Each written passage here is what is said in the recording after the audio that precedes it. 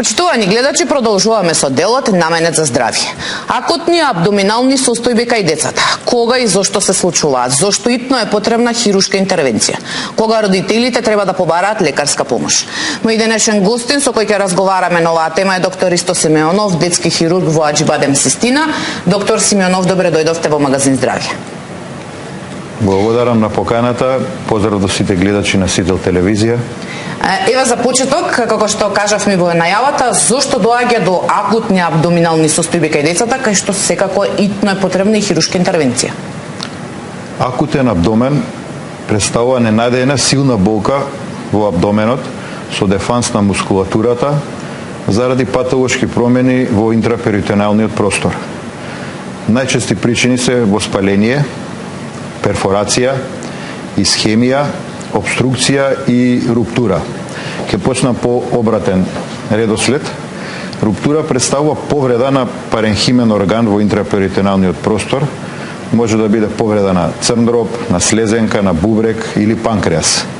Повредите може да бидат од контузија со хематом, па до лацерација на органот со крварење, кај кој што е потребна итна хируршка интервенција, дури понекогаш и отстранување на органот, најчесто слезенката, спленектомија или отстранување на бубрегот, нефректомија, или отстранување на дел од црниот дроб, парцијална хепатектомија. Додека кај повредите на панкреасот се формираат псевдоцисти заради излевање на панкреатични ензими и псевдоцистите може да се третираат со дренажа или со гастроцистостом, односно дренирање на цистата во желудникот. Јас да ги повикам и нашите гледачи дека може да се јават во живо и да постават прашање до нашиот денешен гостин. Доктор Симеонов, јас извинувам еве што ве прекинувам, секако ќе ги опфатиме сите тие нели состојби, меѓутоа како еве родител да знае дека можеби неговото дете има руптура или како го велите тоа, како Руптурата најчесто е причина заради абдоминална травма, односно тапа абдоминална травма, удар во предел на абдоменот. Карактеристична е повреда на панкреасот заради удар во епигастриумот од рачкот точек. Децата го паѓаат врз велосипедот, ако удри рачката од точекот во предел на епигастриумот или над папокот, може да дојде до повреда најчесто на панкреасот. Болката кај овие промени е ненадејна, силна абдоминална болка.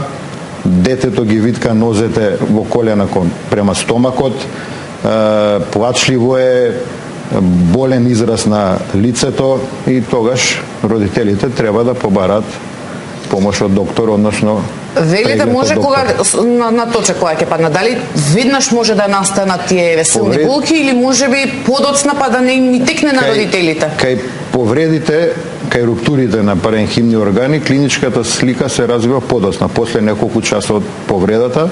Меѓутоа, таа исто така е драматична, без разлика што се развива подоцна. При големо губење на крв, ради лацерација на паренхимен орган, децата им се бледи, бледа е кожата, препотена, озноена, пулсот е забрзана, притисокот е низок. Едноставно, родителот верувам дека ќе примети дека се случува нешто лошо со неговото дете. Кога такво дете ќе ви донесат во амбуланта, веднаш го внесувате во операциона сала? Не, значи најбитно е анамнеза, да се кажат причините за состојбата. После битен клиничкиот преглед со клиничката слика, се прават дополнителни лабораториски анализи, ехо, компјутерска томографија. Многу е битно да имаме точна диагноза, односно да имаме индикација за операција. Колку често всушност завршуваат во хирушка сала, во операциона сала вакви деца? Најчесто причина за акутен абдомен е воспаление. И тоа е најчесто воспаление на слепото црево. Да, тоа сакавме посебно да го како најчесто. Воспаление на жолчното кесе заради камен во жолчните патишта, обструкција од камен во дуктус цистикус, со воспаление на жолчното кесе или холецистит. Сакам да ги напоменам и другите состојби кои што доведуваат до акутен абдомен. Кај деца, новороденчиња може да биде перфорација на црево, односно дупка во џидот на цревото, и тоа на желудникот, тенкото црево или дебелото црево. Таа перфорација најчесто е заради исхемија, односно недоволна исхранетост со крв на тој дел од цревото, на зидот од цревото, што доведе до перфорација и може да биде јатрогена. Следна причина е обструкција, односно отежнување на работата на цревата, на перисталтиката, или во народот позната како преплет на цревата. Кај децата најчеста причина е инвагинација, односно вовлекување на црево во црево. Кај тенките црева причина е мекилов дивертикулум, тоа е вроден израсток на зидот од тенкото црево, кој што е причина за инвагинацијата, или при големени мезоинтеријални лимфни жлезди може тоа да биде почетна точка за инвагинација. Зошто кај деца може да дојде до преплет црева? Кај деца дојде, како што напоменав, заради патолошки субстрат, мекилов дивертикулум на зидот од тенкото црево, или заради забрзана перисталтика на цревата, најчесто при промена од мајчино на вештачко млеко или кравјо млеко. Тие причини може да доведат до состојба на инвагинација, односно вовлекување на црево во црево. Кај инвагинации кои што нема патолошки субстрат како мекилов дивертикулум, операцијата е дезинвагинација, односно извлекување на вовлеченото црево, и ако тоа црево не е во некроза, ако не е оштетено, операцијата завршува со тоа. Ако има некроза кај цревото, тогаш се прави ресекција, односно отстранување на некротичниот дел од цревото и анастомоза на здраво со здраво црево. А доека кај мекилов дивертикулум, после дезинвагинација и да е здраво цревото, се прави ресекција на дивертикулумот, затоа што може да биде причина за повторна инвагинација. Така. Пред да продолжиме, доктор Симеонов, имаме гледачи, повелете во програма сте? Добар ден. Добар ден, повелете. До докторот. Кои се раните симптоми да може да се примети кај дете? Се извинувам, само дали ќе може уште еднаш, кои симптоми дали може да се приметат? Кај цревото за дете. Кои се раните симптоми? Кои се рани симптоми за? За таа болест објасни за доктор. За воспалено слепо црево. За воспалено црево, претпоставам, да. Кои се рани, дали има рани симптоми пред да дојде до оние, нели, подраматични ситуации? Воспаление на слепото црево има карактеристична клиничка слика. Болката започнува околу папокот. Детето е омалаксано, нерасположено, губи апетит, може да има покачена телесна температура, за да после неколку часа таа болка се локализира во долниот десен квадрант од абдоменот и веќе тука имаме причина да се сомневаме дека се работи за воспалено слепо црево. После тоа следи клинички преглед, каде што има физикални знаци кои што укажуваат дека се работи за воспалено слепо црево. Се прават лабораториски анализи каде што имаме покачени параметри на инфламаторни параметри покачени. Тоа се ЦРП и леукоцити? Леукоцити, неутрофили, ЦРП, значи имаме покачени инфламаторни параметри во лабораторијата, се прави ехо, каде што се визуализира слепото црево, дека зидот е задебелен, дека околу него може да има течност, и во комплицирани состојби се прави компјутерска томографија, каде исто така се визуализира слепото црево. Секако ќе зборуваме подоцна повеќе за слепо црево, бидејќи најчеста е ваква интервенција. Имаме гледач, повелете во програма сте? Добар ден. Добар ден, повелете. Голем поздрав до докторот и до вас, водителка. Ви благодарам. Ќе молам едно прашање ако може. Така, ми наоѓа циста на јазикот, преку сонда, преку носот испитувана, преку носот, а на јазикот ништо не ми се преметува надвор, а натре ми кажуваат некоја циста на јазикот. Па ќе ве молам докторот ако може да ме објасни што е и како е тоа. Така, јас ви благодарам за јавањето. Секако нашиот денешен гост е детски хирург, меѓутоа доколку сакате да и одговорите на нашата гледачка. Веројатно правена ендоскопија и видена е циста на јазикот. Во принцип треба пациентката да се консултира со доктор на ОРЛ. На ОРЛ, секако. Ларинголог за понатамошен третман или максилофацијален хирург. Така. Имаме гледач, повелете во програма сте? Повелете, ве слушаме. Да, се исклучи гледачот. Ало? Да, повелете во програма сте. Добар ден. Добар ден. Поздрав до доктор Христо Симеонов. Поздрав до доктор Христо Симеонов. Јас и тој добро се познаваме. Доктор е здраво за тебе. Слободно ти изгири. Така. Имате некое прашање или само Имам, имам. Доктор, јас сакам доктор да го прашам. Со абдоменот има малку проблем. Аз сум и диабетичар. Он ме знае лице со хендикеп. Така да во абдоменот ми се појави кај дебелото црево се хездинка, ама не покажува на ехо. Не ми покажа такво, дека е дебелото црево, ќе одам во систина да ме проверат таму едном како е като за снимање, напиша, ама не е пред мене да почитам. Така да оно ме боли малку горе, кај кочката не е долу, него горе од абдоменот скешто. И стварно пијам спазмик сега некој да ми дада матичната, меѓутоа нема ефект. Не знам како да поставам. Благодарам на разбирањето, имајте уводен. Така ви благодарам за јавувањето. Веројатно пациентот треба да направи колоноскопија за да се види умено. Да рече нему текнува како се вика процедурата, меѓутоа да црево да се види дали постои некој патолошки супстрат. Така. Доктор Симеонов, кога споменавте за слепото црево, кои се нели порани симптоми, како може нели да се дојде до диагноза дека е слепото црево, меѓутоа колку родителите знаат и се свесни дека треба веднаш да се однесе детето на лекар, колку може да си мисла дека е можеби стомачен вирус или некоја друга патологија, да не е слепото црево? Постои една состојба која се вика мезентеријален лимфаденит, која исто така дава болки во абдоменот, кои што се слични како болки при воспалено слепо црево. Разликата е во тоа што кај воспалено слепо црево болките се константни и со тек на времето од сад во сад се поинтензивни. И тоа поинтензивни локализирани десно доле или во десниот долен квадрант. Кај мезентеријален лимфаденит болката може да биде од десната страна, меѓутоа таа не е константна. Наја да биде посилна, па да попушти, да нема детето болка, па пак 15 минути да има болка. И разликата е таа. Меѓутоа, како и да е, процена на состојбата треба да направи детски хирург. Така. Имаме гледач, повелете во програма сте? Добар ден. Добар ден, повелете. Добар ден. Да, у програма сте, повелете. Имам прашање до докторот. Повелете.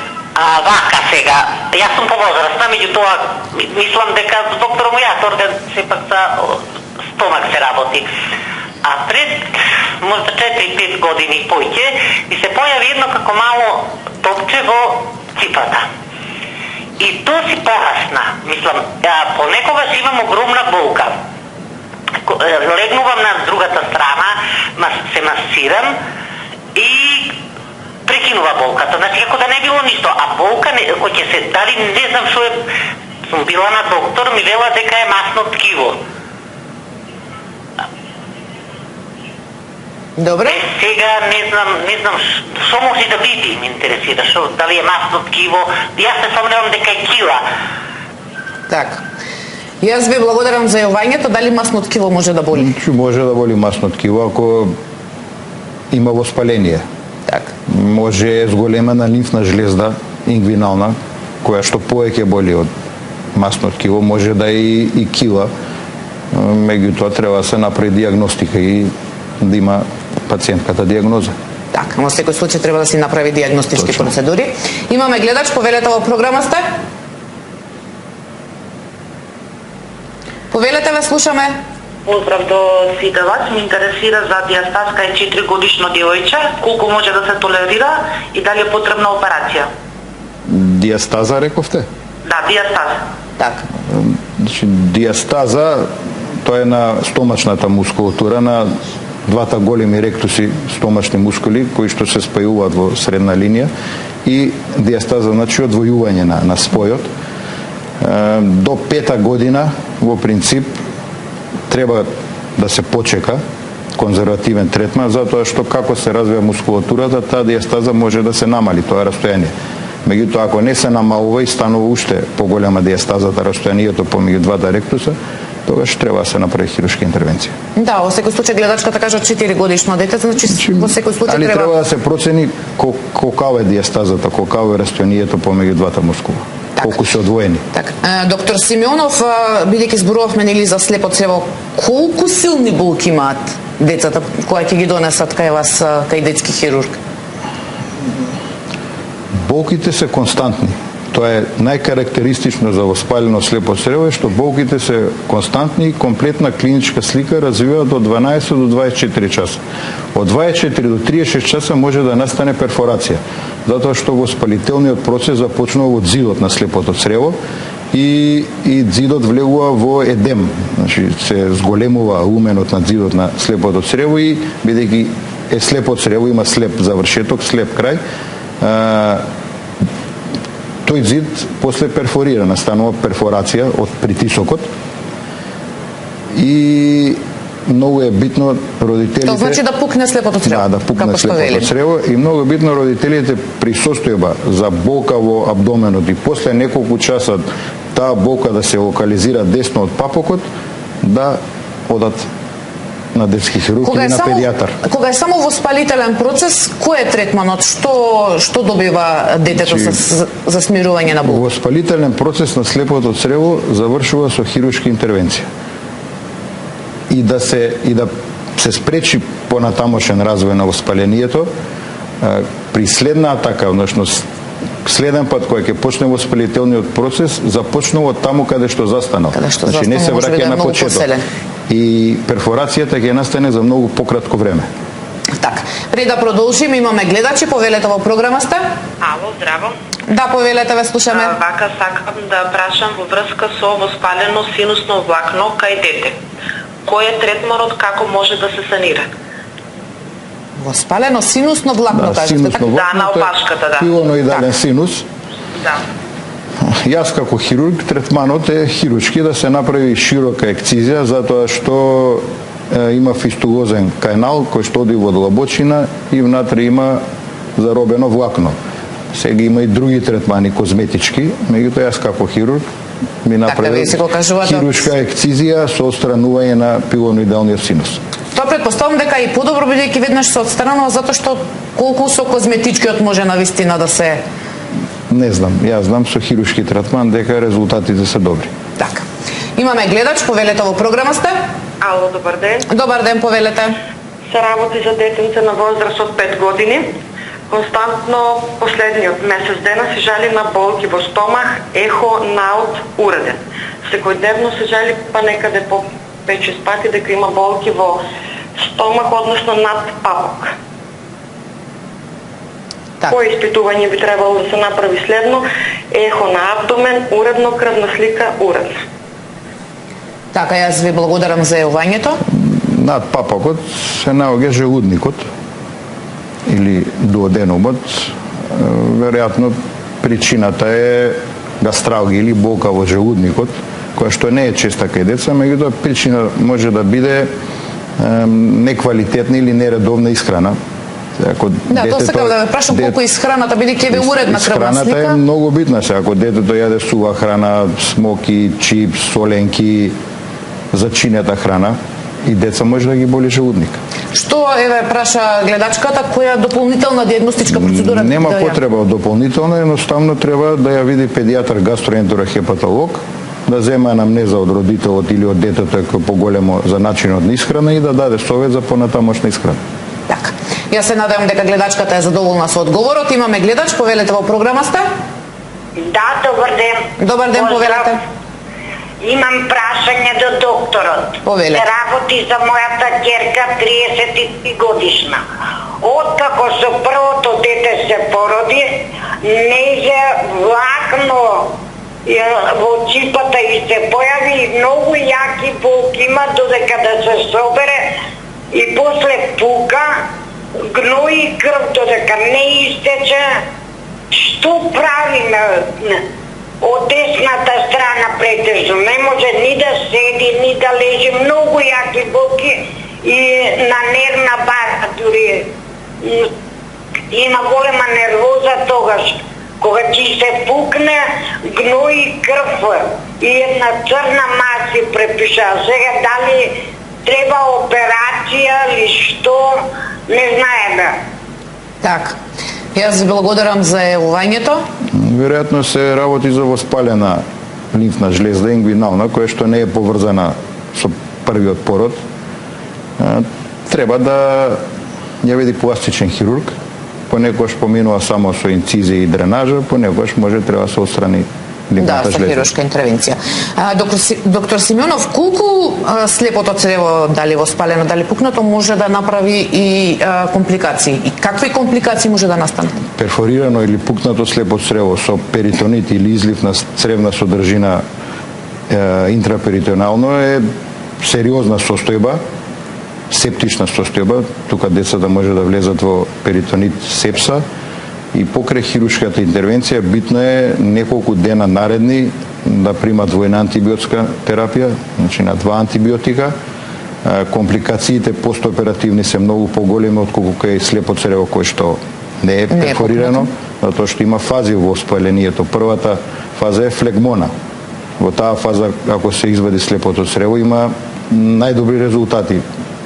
Дури нема компликации. Следната фаза е гангрена, кога веќе слепото црево е понапредна фаза, и последната фаза е перфорација со перитонит, која што има најмногу постоперативни компликации. Една од компликациите е постоперативно да дојде до илиус или до преплет на цревата, односно од тежното работење или од тежната перисталтика, и понекогаш има потреби од повторна хируршка интервенција, затоа што цревата помеѓу себе се слепува заради фибрински налепи од претходната состојба, и затоа многу е битно да бидеме внимателни со воспаление на слепото црево, односно родители.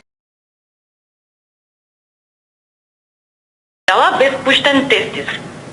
Сега прашањето ми е до докторот, од прилика колку време треба да почекаме за да видиме дали тестисот би се спуштил и колку е временскиот распон за потребна интервенција. Така, јас ви благодарам многу за јавувањето. Еве имам интересно прашање кој што сега не беше предвидено. За почеток детето треба да го види педијатар и детски хирург, да се направи процена на која висина е тестисот, дали е мобилен, дали е крипторхитичен. Ако се работи за крипторхитичен тестис, тога се потребна хируршка интервенција, и таа треба да се направи помеѓу 6-тиот месец и првата година. Така. Во секој случај треба прво да посети 5-месечно бебе, меѓутоа треба да посети детски хирург за да се утврди. Имаме гледач, повелете во програма сте? Добар ден. Добар ден, повелете. Имам прашање за докторот. Имам синче 4 години.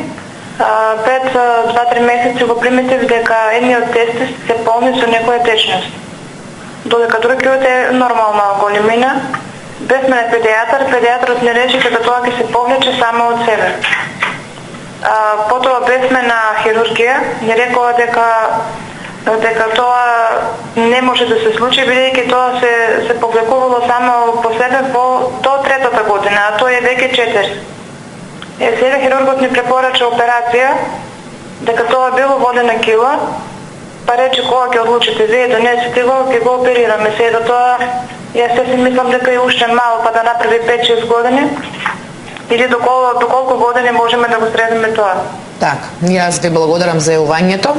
Еве дали ќе се повлече само тоа, веќе им кажале не. Веројатно се работи за комуникантна хидроцела. Тоа е состојба кога има канал помеѓу перитониумот и тестисот, и преку тој канал перитонеалната течност се полни во хидроцелата, во скроталното кесе, и најкарактеристично е при трчање, при скокање, кога е физички активно детето, тогаш повеќе се полни со течност, кога мирува и кога спие се повлекува како да нема никаков проблем. Меѓутоа само тоа да се повлече или да затвори таа комуникација нема, и детето треба да се оперира. Прашањето има дали да чекаат 5-6 години да направи? Детето треба да се оперира од денес па натаму било кој ден. Така, предпоставам дека потоа се... Операцијата е подврзување на комуникацијата и со тоа завршува. Така. Пред да зборуваме, доктор Симеонов, за кила и за тестиси, бидејќи имаме и такви прашања, сакав уште едно прашање за слепо црево. Еве кажавте, нели родителите и подобро да побараат лекарска помош отколку да чекаат да дојде во итна состојба. Ви се случувало ли да ви дојдат на вистина кога е краен стадиум, односно пукнато слепо црево и веќе настанати можеби компликации кај детето пред да го внесете во операциона сала? Да, се случува пред секај помали деца на возраст до 3 години, затоа што до 3 годишна возраст многу тешко се воспоставува комуникација со детето, немаме за да кажа каде немаме анамнеза. Се поставува диагнозата со клинички преглед, лабораторија, ехо или компјутерска томографија. И кај повозрастни деца се случува да дојдат во состојба со перфорација и перитонит, меѓутоа кај деца до 3 години почесто состојбата е со перфорација на слепото црево. Така. И уште за овие акутни абдоминални состојби, после хирушките интервенции може повторно да се појават овие состојби кај децата или не? Истите состојби не може, меѓутоа има компликации. Зависно од во која фаза оперирано слепото црево или другите состојби со обструкција, инвагинација, ресекција, секогаш постојат постоперативни компликации. Така. Посериозни, полесни компликации какви може да бидат? Нема правило, некојаш компликациите се рутински, меѓутоа може да бидат и многу сериозни. Така. Бидејќи имавме прашања и за кила и за тестиси кај децата, кои кила се најзастапени, односно најчесто ги третирате кај децата? За родителите е најбитно да разберат дека кила кај деца е вродена. Кај некој се појава веднаш после раѓање, односно се диагностицира веднаш после раѓање, кај некој подоцна, меѓутоа во принцип кај сите деца кои ќе почнат да лазат или да одат, килата се приметува, тоа е подоетинка од левата или десната страна ингвинално, може да биде и од двете страни, и како што напоменав, најбитно е за родител да знае дека килата е вродена. Не е ниту од многу плачење, ниту од некој посебен физички напор што би имало детето, килата е вродена. Кога треба да се третира таа кила? Кога треба да се направи хирушка интервенција?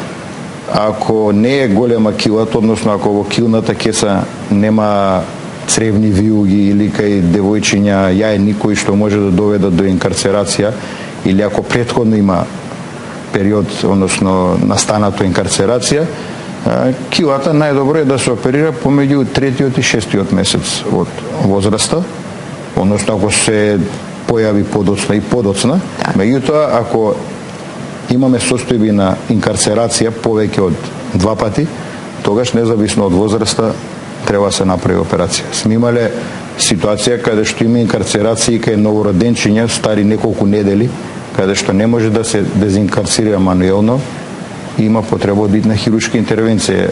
И вклечтена кила е акутен абдомен, односно индикација за итна хирушка интервенција, затоа што тука страда цревото.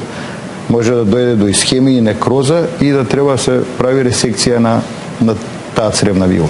Но што доколку не се побара на време во поголема возраст да треба да се оперира детето? Дали може да настанат овде некои компликации? Со тек на време доминантна ќе биде болката и самото дете ќе се жали на болка затоа што ќе му пречи при игра, при спорт. Стомачна кила може да се појавува кај деца? Кај деца има папочна кила, покрај ингвиналната има и папочна кила, меѓутоа папочната кила кај 95% од случаевите затвара спонтано, како се развива стомачната мускулатура, така се затвара килата, односно килниот прстен што е во предел на папокот. Меѓутоа кај 5% од децата има потреба од хирушка интервенција, меѓутоа таа се прави помеѓу 3-та и 5-та година. Значи како и да е, до 5-та година се чека килата спонтано да затвори. Така. Пред да продолжиме, имаме гледачи, повелете во програма сте? Ало. Да, повелете, вас слушаме. Чакам едно прашање до доктора, значи имам детево ми е 8 години, пред 2 години го оперира од прстното слепо црево. И како што кажа докторот, настаната е гангрена. И беше во многу тешка состојба. И веќе 2 години го немам, мислам, он па почиња да се жали на стомакот, дека многу го боли. Дали пак треба да отидеме у хирургија, се го однесеме да видат што как? Така, јас ви благодарам за јавувањето. Ви имаме случај со операција, со пукнато слепо црево. Отстрането слепо црево не значи дека децата нема да имаат болка во абдоменот. Значи, отстрането слепо црево само значи дека слепото црево повеќе го нема. Инаку болка во абдоменот може да биде од многу други причини. Така не треба да поврзува дека не тоа е треба да се поврзува дека причината е затоа што слепото црево било перфорирано и веќе поминати се 2 години. Компликациите кај слепото црево се рани и доцни, меѓутоа и доцните компликации се после неколку недели од операцијата. После 2 години ретко може да има компликации, освен ако нема една состојба што се вика брида или прираслица заради перфорацијата, која што точно може да дава болка, меѓутоа после 2 години во принцип треба да проверат од нешто друго, од некоја друга компликација од слепо црево. Така. Имаме гледач, повелете во програма сте? Повелете, ве слушаме. Ало? Да, повелете, ве слушаме. Добар ден. Добар ден, повелете. Поздрав за доктору. Довидителјската да прашам, имаме внуче 7 годишно. Да, ве слушаме. Има воспаление на слезинката. Од што е дошло до тоа? Има некои проблеми сега вашето внуче? Температура имаше, сега нема, още жалеше така на стомак. Така. Јас ви благодарам за јавувањето. Веројатно се работи за нешто друго. Воспаление на слезенката не е состојбата, веројатно се работи за некој друг проблем со слезенката. Но во секој случај треба да се направат дополнителни дополнителни диагностички процедури. Имаме гледач, повелете во програма сте? Повелете, ве слушаме. Така. Кога ќе имаме гледач ќе ги вклучиме. Доктор Симеонов, зашто килата се почесто кај машките деца за разлика од женските? Значи, почесто е кај машките заради десцензусот, односно патот на спуштање на тестисот од абдоменот кон скроталното кесе, каде што е анатомското место на тестисот. И во принцип тоа спуштање завршува помеѓу 8-миот и 9-тиот месец од интраутериниот развој. Меѓутоа, претпоставам дека правите операции кај девојчиња. Живот, да, меѓутоа кај девојчиња многу поретко, затоа што немаме процес на спуштање на тестис. И тоа најчесто е кај предвремено родени деца, помеѓу 8-миот и 9-тиот месец, и заради таа причина, затоа што не е завршен десцензусот, односно спуштањето на тестисот кон скротумот, почесто е кај машки отколку кај девојчиња. И сега кога споменавте неспуштени тестиси, зошто доаѓа до таа состојба? И веќе имавме нели гледачка со мало бебе, кога веднаш треба да се побара нели детски хирург да се направи интервенција? Во принцип неспуштен тестис кај машки деца е врзан со залепен перитониум или ингвинална кила и заради тој незавршен десцензус, тестисот е заробен во ингвиналниот канал, меѓутоа за него секогаш има залепена килна кеса или перитониум и оперативниот третман е одлепување на перитониумот од структурите на тестисот, од фуникулусот, каде што се крвните садови и сперматичниот канал, за да добие тестисот должина и да се фиксира во скроталната кеса. Пред да продолжиме, имаме гледачи, повелете во програма сте? Добар ден. Добар ден, повелете. Поздрав до вас во студиото и до докторот. Ви благодарам. Јас би сакала да споделам едно болно искуство. Значи, мојот син на 9 годишна возраст, 10 дена со болки во стомакот го лечеа од грип, се поклопи во време на грип, температура дека лимфни јазви на стомак го болат. После 10 дена го направи операција и ми рекоа дека многу е доцна донесен, најмалку 7 дена е перфорирано слепото црево. Беше хорор, страшно, значи 3 месеца беше борба за живот. Значи не секогаш родителот доцна го носи детето. Благодарение на доктор Владко Вишинов во Велес, детето денеска сум среќна мајка на 35 годишен син, значи, али психички проблеми мислам и денеска имам кога ќе помислам на тоа. Тоа беше едно не болно, туку незамисливо чувство за еден родител да ти речат нема помош. Така да, значи, нека се носат децата, нека се сваќат сериозно за приболки на стомак, затоа што многу страшно имавме и прилики тука во Велес случаи кај што и деца изумреа. Значи, многу е страшно. Ви благодарам, може би не постави прашање, али сакав да апелирам, значи децата стварно сериозно да се сватат која. Добро, мислам, секако вашето детеве, како што споменавте, е живо и здраво, меѓутоа ова искуство всушност и тоа што го споменавте, доктор Симеонов, дека треба веднаш да се реагира, меѓутоа еве да се надоврзам на гледачката, понекогаш може и да се постави погрешна диагноза, па да дојде до многу посериозни компликации. Да, претходни воспалителни процеси на грлото, на носот, настинки, тонзилит, може да даваат клиничка слика со болка после неколку дена од настинката, клиничка слика со болка во абдоменот. Тоа е заради развој на мезентериален лимфаденит, односно зголемени реактивни лимфни жлезди во абдоменот. Меѓутоа, сепак постои разлика помеѓу воспалено слепо црево и мезентериален лимфаденит, по клиничкиот преглед, лабораторија, ехонаут, компјутерска томографија. Се согласувам дека перфорирано слепо црево со перитонит е сериозна состојба, дури понекогаш и животно загрозувачка. А да еве 7 дена, така како што кажа нашата гледачка. Слепото црево перфорира после 36 часа од почеток на воспаление.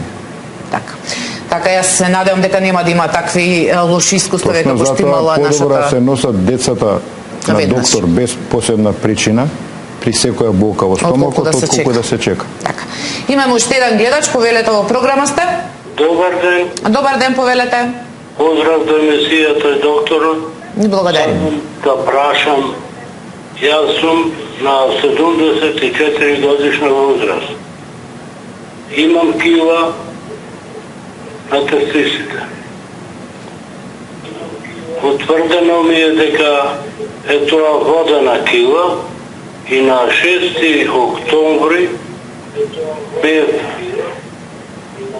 на уролог, таму ме со шприц, не знам со што како, ме празнеа. Ама сега поново се наполни и дали тоа треба да биде поново така исто празнато или по пат на операција може тоа да се отстрани. Така, да, ве благодарам за јавањето, еве повозрасен гледач, меѓутоа пак е за кила. Водена кила или хидроцела, пункција не е решение, решението дефинитивно е операција, затоа што килата, односно водата е од обвивките на тестисот и треба со хируршка интервенција да се реши проблемот. Имаме ли повторувачка кила кај децата да се направи интервенција и потоа да мора? Кај деца многу ретко. Многу ретко се случува. Да, тоа што кај возрастни проблемот со килата е заради слабост на задниот зид од ингвиналниот канал. И затоа кај нив се става синтетски материјал или мрежичка на задниот зид од ингвиналниот канал. Кај децата е вродена, не се работи за некаква слабост, него за вроден продолжеток од процесус вагиналис перитони перзистенс. Може да настанат компликации кај ваквите интервенции? Во принцип, операција на кила е рутинска и компликациите се минимални. Односно, хируршки компликации многу ретко. Колку трае хоспитализацијата кај такви деца кога ќе направите хируршката интервенција? Хируршка интервенција во принцип тоа е one day surgery или сабајлето се оперира, попладнето си оди дома. И предпоставувам дека нема забрана за активности сепак, нели, како што споменавте кај децава е? Домашниот третман или домашната нега не е ништо посебна, значи детето не е ограничено во движење. Ако е дете, знаат децата да се штедат, знаат што е болка, нема сутурен материјал, нема конци веќе врз раната, се сетува внатрешни ресорптивни конци или дермабонд лепак се става врз раната, така од наредниот ден детето може да се бања, редовна исхрана. Така. Доктор Симеонов, времето на денешната емисија ни помина и јас ви благодарам што бевте мој денешен гостин, што опфативме толку теми кои што се во вашата, во детската хирургија, за состојби кои што бараат и итна интервенција и како што споменавте, родителите подобро и кога може би не е сериозна болката да го однесат детето на лекар, отколку да чека да дојде до посериозна и да настанат компликации. Благодарам, сакам само да напоменам дека на хируршкиот третман на слепо црево во Аџи Бадем Систи на болницата е лапароскопска апендектомија. Веќе тоа е метод кој што се работи години наназад, многу елегантна хируршка интервенција, каде што со 3 троакара, со камери и со 2 работни инструменти се отстранува слепото црево, пократок е хоспиталниот престој, помала е болката, помалку антибиотици, така да лапароскопската апендектомија е метод на избор. Јас ви благодарам уште еднаш за гостувањето во денешната емисија. Почитувани гледачи, овде е крајот на денешното издание на магазин Здравје. Се гледаме повторно утре во истото време. Имајте убав ден, чувајте го вашето здравје и гледајте Сител. Довидување.